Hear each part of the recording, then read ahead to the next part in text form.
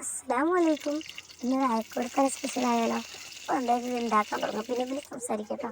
ആദ്യം തന്നെ മൺചട്ടിയിൽ കടുകും ഉലുവയും വറുക്കുക.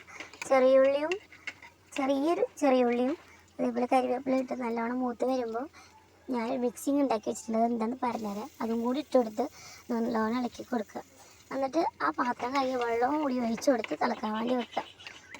അപ്പോൾ മിക്സിങ് എന്ന് പറഞ്ഞാൽ 3 തക്കാളിയും 1 സ്പൂൺ വെളുത്തുള്ളി, 1 സ്പൂൺ ഇഞ്ചി, 3 സ്പൂണും മുളക് പൊടി, 1 സ്പൂൺ മല്ലിപ്പൊടി, മഞ്ഞൾപ്പൊടി, അതൊക്കെ ഇട്ട് നല്ലോണം ഞരണ്ടി കൈകൊണ്ട് ഞരണ്ടി ഒരു 5 മിനിറ്റ് എടുത്ത് മാറ്റി വെച്ചിട്ടുണ്ടായിരുന്നു ആദ്യം തന്നെ. അതാണിപ്പോൾ ഇട്ട് കൊടുത്തത്. അങ്ങനെ ചെയ്യുമ്പോൾ ഭയങ്കര ടേസ്റ്റാണ്.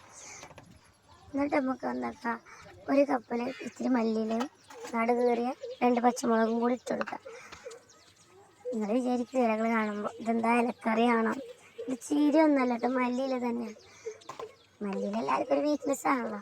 മല്ലി ഇല്ലാത്ത കറി ഉണ്ടോ? ഓക്കെ, അതൊക്കെ ഇട്ട് നമുക്ക് തിളച്ച് വെക്കുമ്പോഴത്തേന് നമ്മൾ മീൻ വൃത്തിയാക്കി വെക്കാം. മീൻ എന്ന് പറഞ്ഞാൽ അയക്കൂറേൻ്റെ തലയാണല്ലോ. അപ്പോൾ എന്തായാലും പുളി കുറച്ച് കൂടുതൽ വേണം.